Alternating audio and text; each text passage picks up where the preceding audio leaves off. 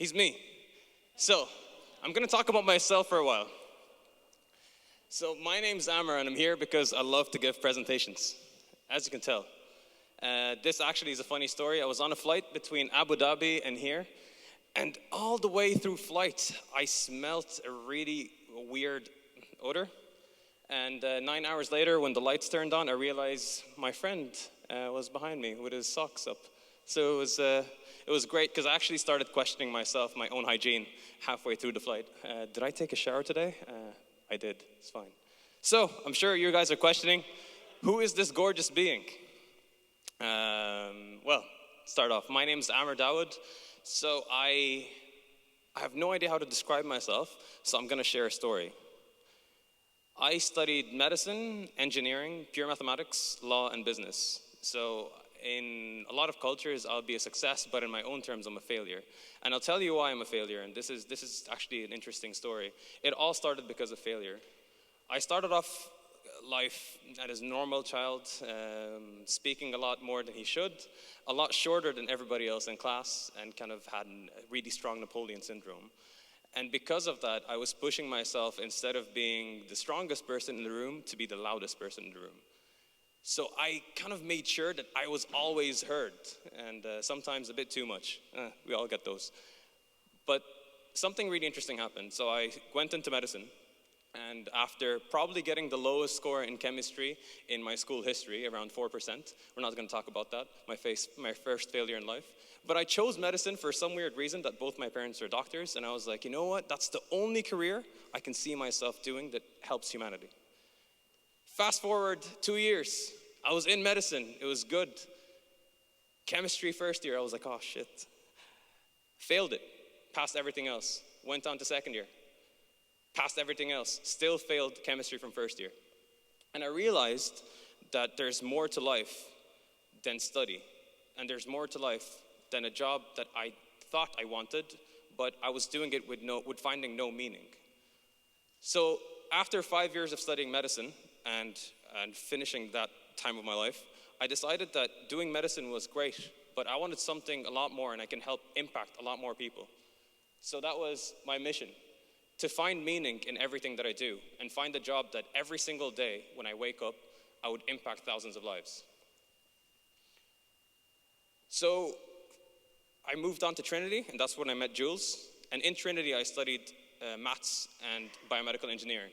And it was then around November of 2014 when a lot of people started passing away from homelessness, and especially one in front of the Dáil in November.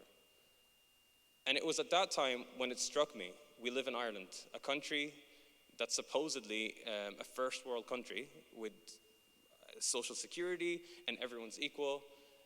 How can I live in a country or in a place that is supposedly one of the most developed countries in the world, and yet some people are passing away from being homeless? So I started walking around and I spoke to every single homeless charity, asking them a key question: what is actually the issue? I started realizing that everyone's focusing on sustenance, giving them a place to stay for the night, giving them food, but no one's actually working on tackling the underlying issue of why they're actually homeless. And they told me a specific reason. They said lack of funding. I was like, all right, it's fine. I'll sort out the funding. So we started a project called One for Ireland. And the whole project was simple. We wanted to raise funds and build a movement from every single person in Ireland donating €1 in one day for one cause. That's it. Very simple and clear message. The hardest thing was actually getting the message across. So our thing was, we wanted to regain the trust of people back into donating to charities.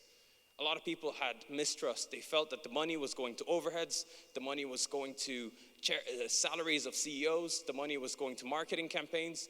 We wanted to have the first 100% business model where all the money that we collect goes straight to the cause with no overheads, and make it as transparent as possible. So to do this, we thought of, what if when you're paying in shops, they ask you, do you want to raise your bill by €1? And the money instantly comes into our account. After 5 months of hard work every single day trying to speak to all the biggest players, which I can't say their name, they all refused this. Our campaign was a month and a half away. We had 30 stores signed up across Ireland. That's it. Not 30 chains, 30 stores. And we felt that we failed all the charities, and we failed everyone around us.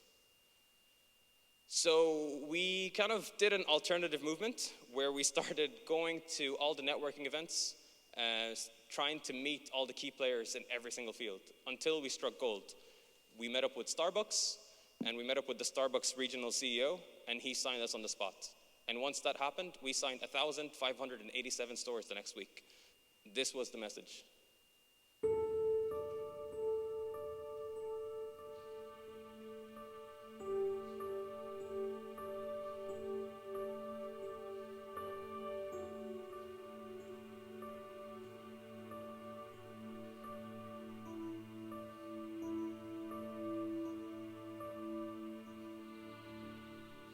That was it.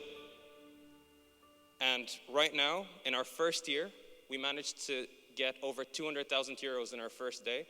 Right now, in our third year, we raised more than €500,000, and we're fully sustainable. We have 3 full-time employees, and we're sustainable by corporate CSR, who pay for employees, staff, offices, and everything else.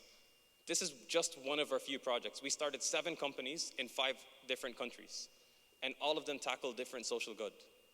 Another project that isn't mine, but actually I have to speak about because it's something that's really close to my heart, is, well, 400,000 euros, this. So, do you guys recognize this at all? Do you guys know these ribbons? Anybody knows these ribbons at all? Anybody can guess what these ribbons are? Sorry? Blood donation? So, do you know the cancer ribbons? So one of my closest friends, by the name of Tammy, felt really passionate about the refugee crisis.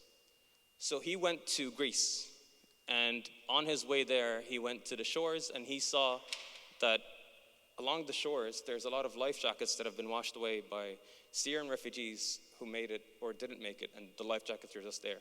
So he went on there, and he decided to make the first refugee ribbon in aid of refugees.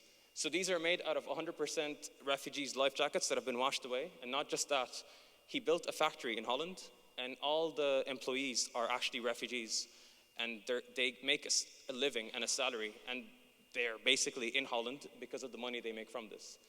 And then the refugees themselves decided to make laptop cases and decided to make different bags out of the refugees, where each one is actually sharing a story.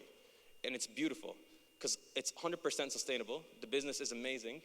And I actually have a really cool giveaway. So one of these bags and one of these pins I'm giving away tonight as a gift from them.